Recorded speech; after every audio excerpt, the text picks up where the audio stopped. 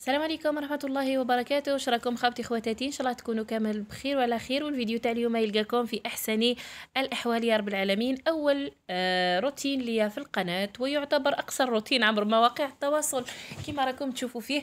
ما حبيتش يعني نديروا فيديو طويل ولا نثقل عليكم، حبيت نديروا روتين خفيف هكذا.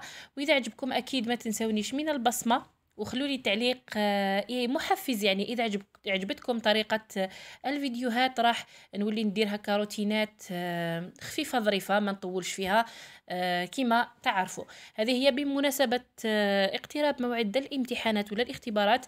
حبيت يعني نوفر لوليدي جو ملائم يقرا فيه ونسبة التركيز تكون اعلى مقارنة بتركيز تاعو اللي كان في الغرفة تاع النوم تاعي. كان التركيز يعني قليل شوية لأنه فيه شاشة تلفاز، وهو الأكثرية يركز لي على الأفلام الكرتون. هكا حبيباتي قلت لي مالا نخرجوا من الغرفة نديه الغرفة الثانية نوفر له جو اللي يعني كما قلت لكم نسبة التركيز تاعو تكون عالية. هذه هي غرفة عبد الله حبيباتي كما راكم تشوفوا فيها.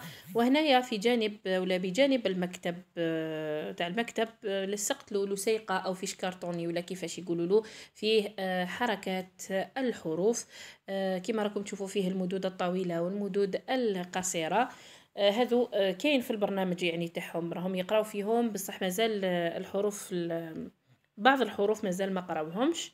صافي كي نحب انايا كي يروح يتكى برك هكذا يروح يريح تقابلوا هذيك الحروف لازم يقراهم. هكا حبيباتي. وبالمناسبة يعني اللي حبت تشوف واش هي السلاسل ولا سلسلات ولا اسماء الكتب اللي راني الكتب الخارجية طبعا اللي نقري بهم عبد الله، ما عليها غير تخلي لي تعليق وباذن الله راح ندير لكم فيديو كيما هكا قصير ونوري لكم يعني اسماء الكتب ولا الكتب اللي شريتها.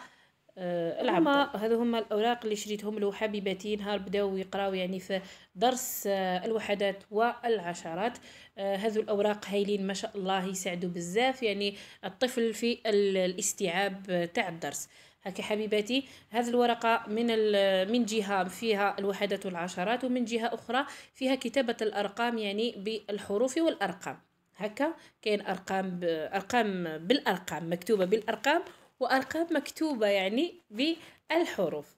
هذه هي. والورقه الاخرى فيها يعني كيفيه تفكيك الاعداد، ومن جهه واحده اخرى كيفاش يعني تلميذ ولا يتعلم الكتابه. انا عندي مشكل كبير كبير كبير تاع عبد الله انه حبيباتي راح يخرجني من عقلي، لانه الكتابه تاعو ما عندي ما نهضر. تاش نهار ان شاء الله نوري لكم الكتابه تاعو كيفاش يكتب. هكا حبيباتي لهنا انا كنت كملت معاكم الفيديو تاع اليوم، وان شاء الله يا رب ينال اعجابكم. وكما قلت لكم اذا نال اعجابكم اكيد ما تنسونيش من البصمه تعليق شباب. حتى يعني اذا شفتوا حاجه ماشي مليحه حبيباتي راكم مسامحين لازم تقولوها لي. انا اتقبل النقد بكل صدر رحب. هكذا في أمان الله جميعا. إلى فيديو آخر بحول الله. السلام عليكم ورحمة الله وبركاته.